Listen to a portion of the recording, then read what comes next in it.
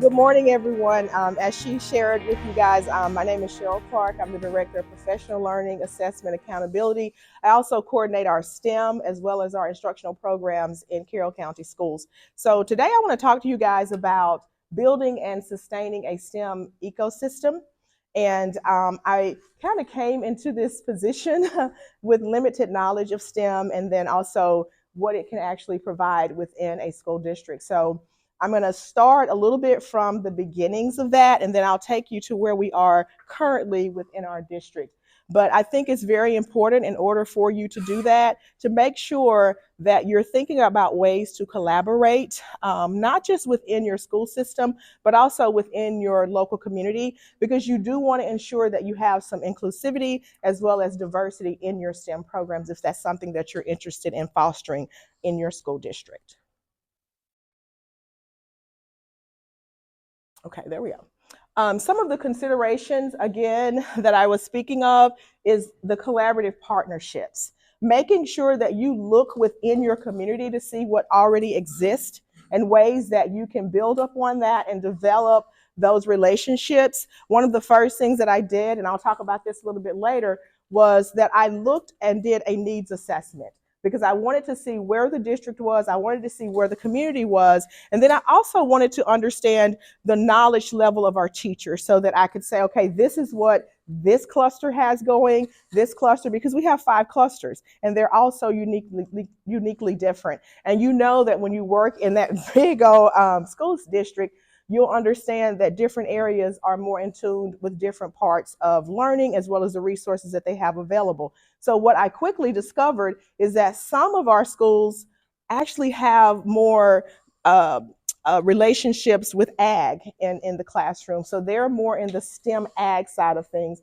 And then those that have more technology. So as I started to look at the resources that we had, then I was able to reach out to West Georgia Youth Centers for STEM Technology to see what they had available. So if I have a building that has the ag piece, that's not something that I need to provide for them. I need to start looking at more of the technology uses and it has how it can help support them with STEM. So those are some of the things I did as I did my needs assessment.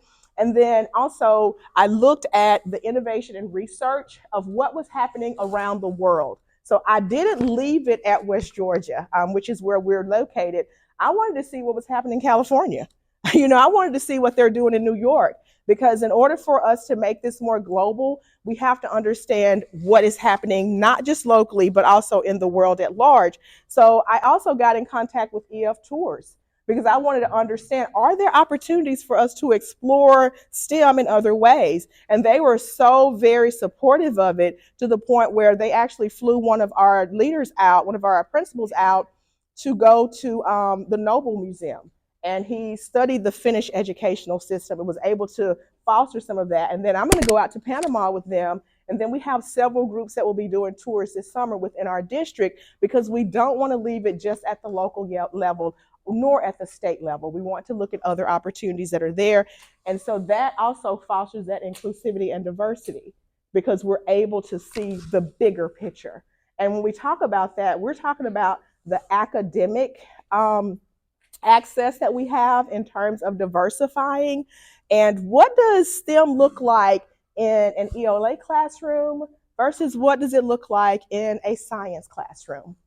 And what I found in my needs assessment is that some of our teachers who think they're not science, technology, engineering, and math, that they really can't use STEM. And so I had to recalibrate their brains about what STEM was. And so I termed a new phrase, students and teachers engaging in mind thinking. And so with that, for my ELA teachers, STEM became, it's not just about activities. It's not a do. It's not a play. It's not something fun that you're just putting together all the time. You're actually investigating. So if you are a ninth grade ELA teacher, I want you to think about the Odyssey from this perspective. And I want you to look at the Cyclops. And I want you to see that one-eyed monster. And not just a monster with one eye, but what does it really represent? So as you're going through the engineering design process, you're asking questions. And you're saying this one-eyed monster is a narrow-minded being. It's that one view, that one concept, that one way of thinking. And then how do we see that represented in our societies? So then we're starting to build text to text, text to self, text to world. And then we're starting to think about political systems that are set up the same way. And what are the dangers of that? So then we start to explore the danger of a single story. And everybody's probably familiar with that. So we're bringing in text sets. And now we're thinking more deeper in terms of how STEM works in other content areas. And then education and workforce development. So we're fortunate in Carroll County Schools to have a district STEM certification process. And one of the things that I require is that the second year that anyone is working in our district is that they become a district STEM certified teacher. And we do have modules that are designed, and they go through 8 modules throughout the year.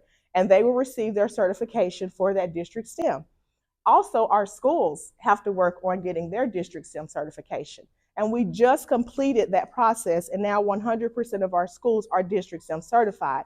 A part of that process involves them having 3 STEM checkpoints where we provide professional learning. We also go out and we do walks through teachers' classrooms, and we use the Elliott tool through Cognitive because I think it's wonderful. You actually can look at what students are doing with the information that teachers are giving them. And we set a score, and we say this is the ideal score in order for you to be considered a district STEM certified campus. And as we're processing through that, they're learning so much, and then we set them up for national STEM certification, which is where we go next. And we use NICE, which is the National Institute for STEM Education, and that is our accreditation agency, and they are aligned with Rice University. So we have people come in, they do presentations for us. We go through 38 indicators for our teacher, 27 indicators for our campuses to get that national STEM certification. So it's not just a one and done process. And then 3 years later, we go through the recertification process. So we have those pieces in place because what we're looking at is the education and workforce development. Within that process, I'm working very closely with our CTAE programs. We have 2. We have a South and a North CCA College and Career Academy. And what I require is that if any of our schools were seeking district STEM certification, then they have to work in alignment or in conjunction with our CCAs. Because if you want to see STEM in action, you're going to see it at the college and career academies every single day. Because they're doing the hands-on, they're doing the processes, they're going through those classes, they're completing those pathway completers. So you're going to see evidence of it there, and we're preparing our students for the workforce, and we're giving them the skills that they need that we don't even know we're preparing for, but there's a thought behind it that we have to include. And then also I'm going to talk about the funding piece. Very important. Anytime you present something, everybody's like, well, how are you doing all this stuff? Like, where are you getting the money to do this? So I do want to talk about the different buckets of money that you can access in terms of that. And then we'll talk some more about the community engagement. I think I'm going backwards. Okay. So why do you need to think about building an ecosystem? What I like to think about, and now that I'm in the process, it reminds me of Wallace Stevens. You know, a snowman doesn't know he's cold because he's always cold. But when you're in it, you don't really think about what you're doing. But once you start to peel away the layers and you look back at it, then you're able to see the growth and the steps in the process you're taking. So it's very important for you to think about the ecosystem because it's going to drive the innovation that you're trying to seek. And it's also going to address any of those present and future challenges that may exist because you're thinking in advance of actually working towards whatever it is you're working for. So when we're talking about those partnerships, we're thinking about, okay, is there a certification process? If you're going to start STEM in your district, how are you going to start it? What is that first step that needs to be taken to ensure that it will be successful? Because we see so many times that things will start and then they will end just as soon as they started. So my first year was about sustainability. I wanted to look at ways that we could sustain STEM.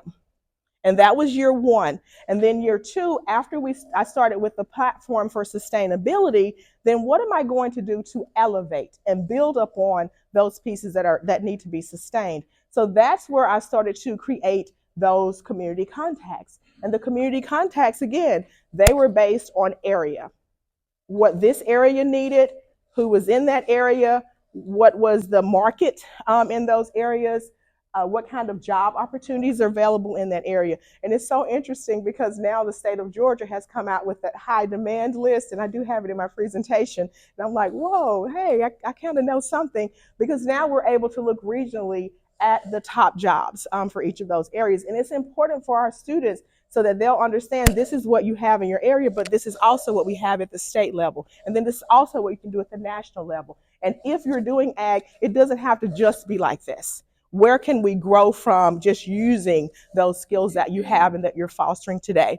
And so I've talked to you about our district certification process and the national process, but we also work with like the farm bureaus. Guys, they are an excellent resource.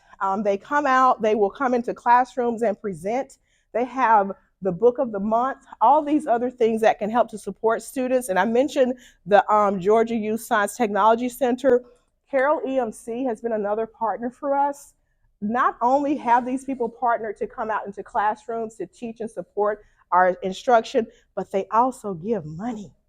Okay, and we want to make sure that we're able to, when I say ecosystem, I also want to have a hub of supplies that we can check and we can check out and we can use. So if I have X number of supplies in this cluster that another cluster is seeking, then we can kind of share, and it really builds and sustains the work that we're trying to do. And then, of course, the University of West Georgia, because that is in our area. And we're also trying to work with the University of West Georgia, the Technical College, so that we can bring them on board more with some of the things that we're doing.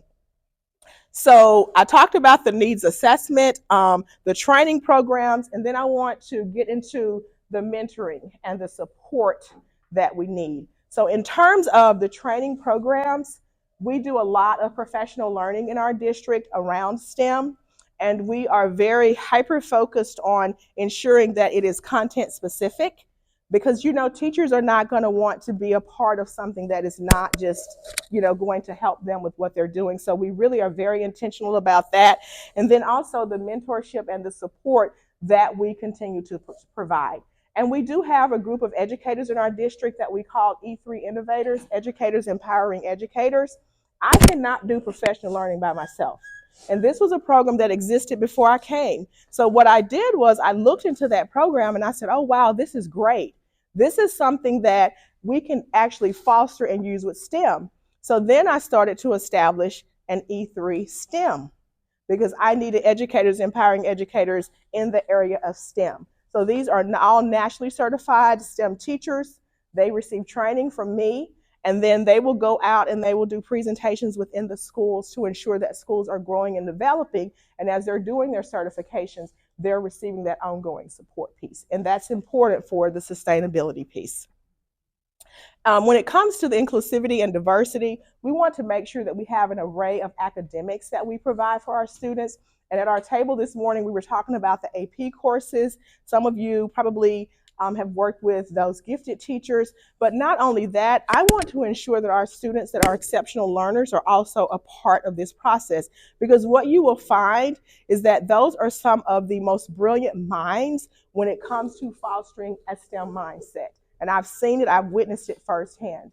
In Carroll County, we host every year a technology fair. And the first year I was there, we had like 75 kids. And I said, well, let me see what's going on. Like, what's happening? So kids come and they compete. It's like, no, this is an opportunity for engagement. What are we doing? So I contacted our CCAs. I said, I need stations. This needs to be conference style. We need our students to be engaged. And yes, they can compete, but they can also learn while they're here. So that event grew from the first year 125 to this year we had over 400 students participating.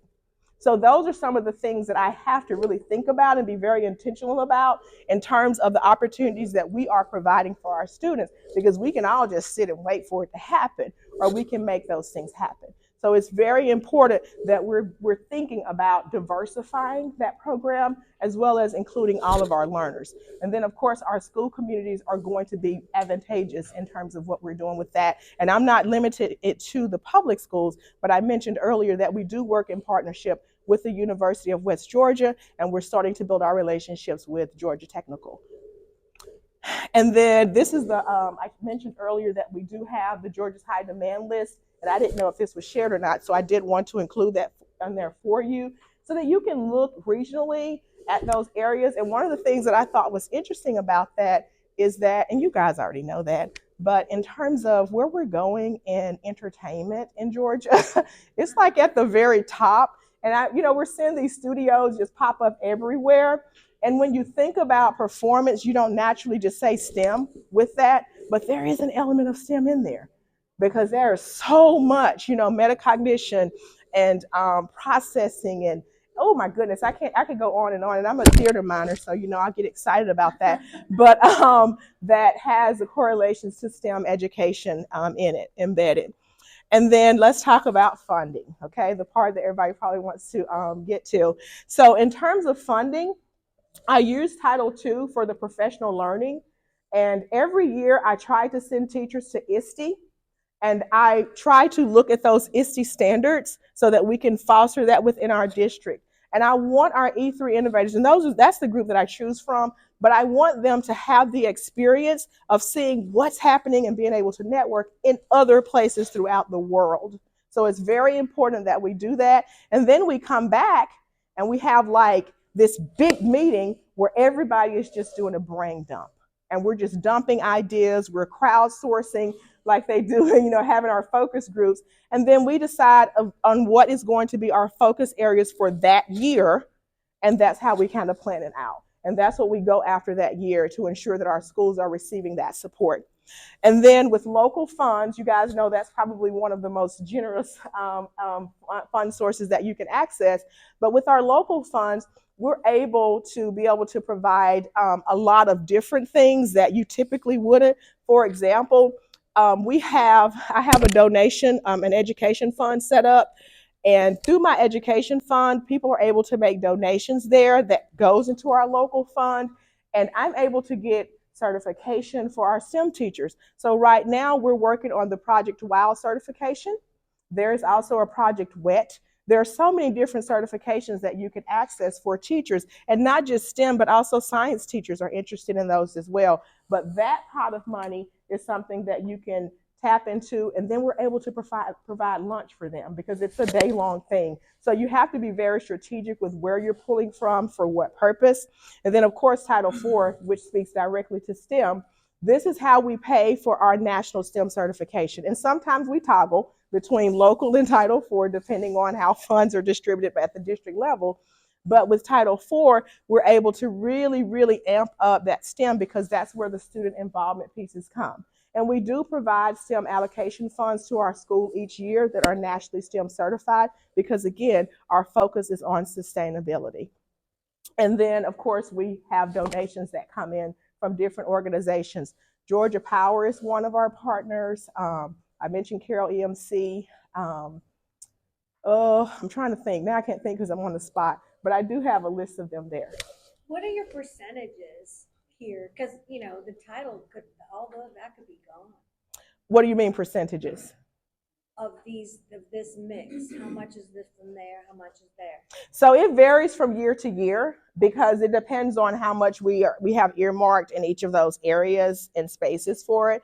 But I go for the gusto every year in every single fund. But I can tell you that with Title IV, I usually ask for about $90,000. I don't get it, but I ask for that because it covers the national STEM certification and it covers a certification for 5 teachers in each of our schools.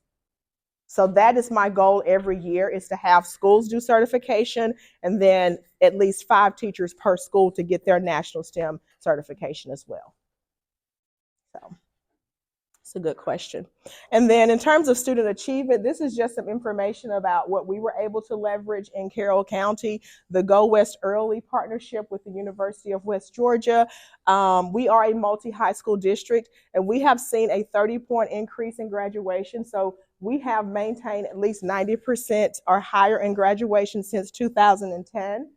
And then also our district, 5 years in a row, has been voted with Atlanta Chronicles best places to work. So, it says a lot about the work that you do when people are actually voting for the school to be a best place to work in an area. So I'm really excited and I appreciate working in Carroll County. And then we've seen an increase in our pathway completion as well because CCA is no longer a standalone. It is now a support for our schools. And now more kids are actually enrolling to get to go to CCA.